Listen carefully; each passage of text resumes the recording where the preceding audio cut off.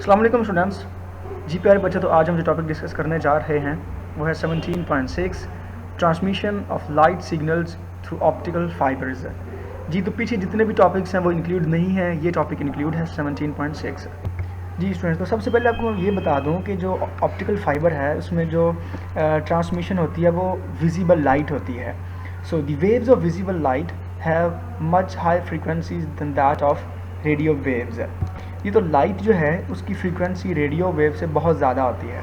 जी तो अगर लाइट की फ्रीक्वेंसी ज़्यादा है तो उससे फ़ायदा क्या होगा? This means that the rate of sending information with light beams is larger than that of radio waves or microwaves।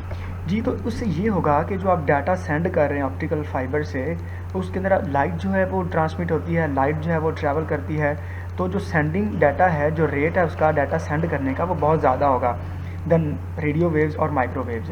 अब मैं सिंपल सी एग्जांपल देता हूँ। जिनके घरों में जो इंटरनेट है वो अगर ऑप्टिकल फाइबर का लगा हुआ है, फाइबर लिंक है, तो उनका जो एमबीज हैं वो बहुत डाटा रेट बहुत फास्ट होता है। क्यों? जी स्टूडेंट्स, तो लाइट और रेडियो वेव्स, आपने ये रिलेशन पढ़ा होगा V equal to f lambda. आप देखें लाइट की फ्रीक्वेंसी बहुत ज़्यादा होती है, इसकी फ्रीक्वेंसी लो है, तो V equal to f lambda जो स्पीड है वो एफ पे भी डिपेंड करती है। अगर फ्रीक्वेंसी ज़्यादा है तो स्पीड ज़्यादा होगी, अगर फ्रीक्वेंसी लो है तो स्पीड लो होगी। तो फ्रीक्वेंसी लाइट की ज़्यादा है, इसीलिए क्या होगा, इसकी जो स्पीड है वो ज़्यादा होगी। मीन्स ये जो डाटा ट्रांसफ़र करेगा, जो इन्फॉर्मेशन ट्रांसफ़र करेगा, बहुत स्पीडली ट्रांसफ़र करेगा as compare to radio waves. जी स्टूडेंट्स, तो इसमें हमने सबसे पहले तो ये देखना है कि ऑप्टिकल फाइबर क्या है, उसके पार्ट्स क्या हैं, इसकी वर्किंग किस तरह होती है और इसके ऑप्टिकल फाइबर के एडवांटेजेस क्या हैं। तो first of all, what is optical fibre? An optical fiber with a coating of low refractive index is a thin strand of high quality glass that absorbs very little light. An optical fiber is a bundle of glass fibers with thickness of human hair। जी तो optical fibre में हज़ारों जो हैं वो glass fibres होते हैं, और इस ऑप्टिकल फाइबर की थिकनेस कितनी होती है? जितनी कि एक ह्यूमन जो हेयर है उसकी जो थिकनेस होती है। जी स्टूडेंट्स, तो ये देखें, इधर में एक्चुअली ये दो तरह के ग्लास होते हैं। ये जो ग्लास है दरमियान में जिस तरह की वायर नहीं होती, वायर के अंदर जो है वो तारे होती हैं, उसके बाद कवर होता है उसका प्लास्टिक का। तो आप इस तरह ही कंसीडर करें कि ये जो इनसाइड है ये हाई क्वालिटी ग्लास है, ये बहुत हाई क्वालिटी ग्लास होता है। और जिसने इसको ऊपर से एज आ कवर किया होता है, ये जो ऊपर ग्लास है, ये साइडों पे सारा जो ग्लास होगा, दो तरह का ग्लास होता है। ऊपर वाला जो ग्लास है ये लो क्वालिटी ग्लास होता है, ठीक है।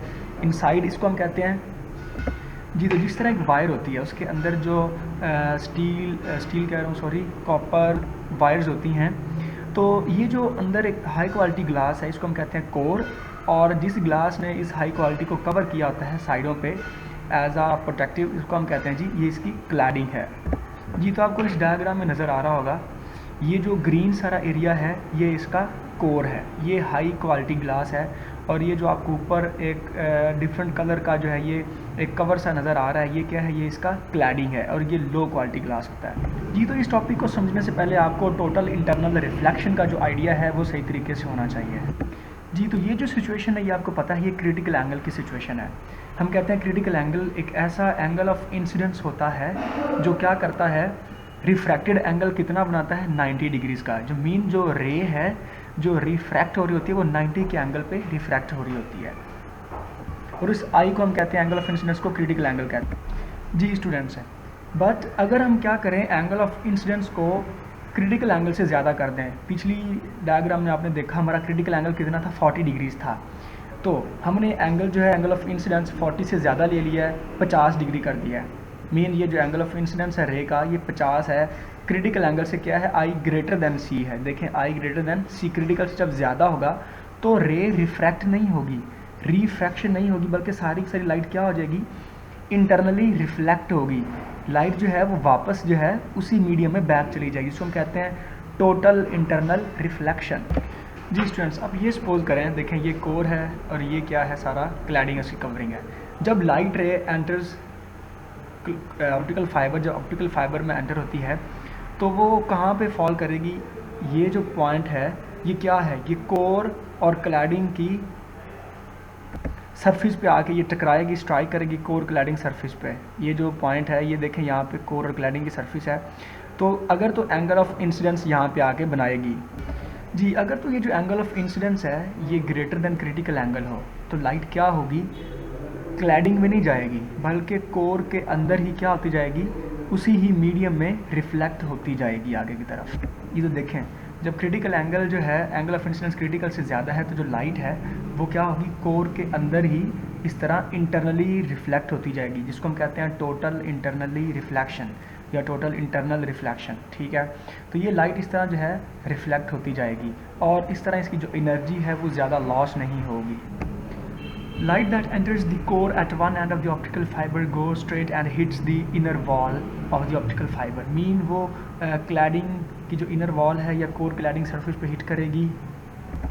If the angle of incidence with cladding is less than critical angle, देखें अब जो light है वो जो इंटर होगी cladding के साथ आके angle of incidence बनाएगी, अगर तो वो critical angle से less होगा, some of the light will escape the optical fibre and is lost है, तो वो ऑप्टिकल फाइबर से निकल जाएगी और लॉस्ट हो जाएगी, ज़ाया हो जाएगी जी। ये जो आपको रे नज़र आ रही है, ठीक है, ये देखें ये सारी लॉस्ट हो रही हैं, क्यों, क्योंकि ये एंगल ऑफ इंसिडेंस इनका क्रिटिकल से कम है, तो ये ऑप्टिकल फाइबर से निकल जाती हैं और लॉस्ट हो जाती हैं और ज़ाया हो जाती हैं, किसी काम की नहीं रहती। If the angle of incidence is greater than critical angle, the light is totally reflected into the optical fiber, then totally reflected beam of light travels in a straight line until it hits the inner wall again and so on। जी, तो ये situation होगी, अगर तो angle of incidence critical से ज़्यादा है तो वो क्या करेगी, वो इनर वॉल को हिट करती हुई आगे जो है वो स्ट्रेट मूव करती जाएगी और इस तरह ये जो रे है ये लॉस्ट नहीं हुई, ये अब काम की है, ये अब हमारे वर्क कर रही है, हमारा वर्क ये कर रही है कि ये जो रे है ये हमारा डाटा ट्रांसफ़र करेगी। ये तो अगर हम एडवांटेजेस की बात करें तो इसका एक एडवांटेज ये है, the optical fibre is that can be use for sending high data rates over long distances, कि आप लॉन्ग डिस्टेंसेज तक इसका जो डाटा है वो इससे सेंड कर सकते हैं, क्योंकि इसकी जो डाटा रेट है, सेंडिंग रेट भी बहुत ज़्यादा है, क्योंकि लाइट यूज़ होती है, लाइट की फ्रिक्वेंसी ज़्यादा होती है और उसका जो डाटा रेट है, सेंडिंग डाटा रेट भी बहुत ज़्यादा होता है एज़ कम्पेयर टू नॉर्मल जो वायर्स होती हैं। यही ऑप्टिकल फाइबर जो है, आप फाइबर लिंक की एग्जांपल ले सकते हैं कि उसमें जो डाटा रेट होता है बहुत ज़्यादा होता है एज़ कम्पेयर टू नॉर्मल जो लिंक्स होते हैं जी। अगर हम नॉर्मल वायर्स की बात करें उनमें पता ही क्या होता है, when electrical signals are transmitted through wires है, वायर्स के अंदर क्या होता है, वहाँ पे लाइट सिग्नल नहीं होते, वहाँ पे होते हैं इलेक्ट्रिकल सिग्नल्स है। ठीक है, तो वो जब वायर्स के अंदर थ्रू मूव करते हैं, ट्रांसमिट होते हैं, तो आपको पता है जो हीट प्रोड्यूस होती है, सिग्नल लॉस्ट इंक्रीजेज इन, जो सिग्नल्स का लॉस्ट बढ़ना शुरू हो जाता है जैसे जैसे डाटा रेट बढ़ता है। ठीक है, जो कि decreases the range of signal, जो कि सिग्नल की एनर्जी जब लॉस हो रही है तो उसकी रेंज कम हो जाती है। लेकिन अगर हम ऑप्टिकल फाइबर की बात करें तो इस कंडीशन में ऐसा नहीं हो रहा, इसमें जो एनर्जी जो है वो लॉस नहीं होती लाइट की, इसीलिए इसका जो डाटा रेट है बहुत ज़्यादा है।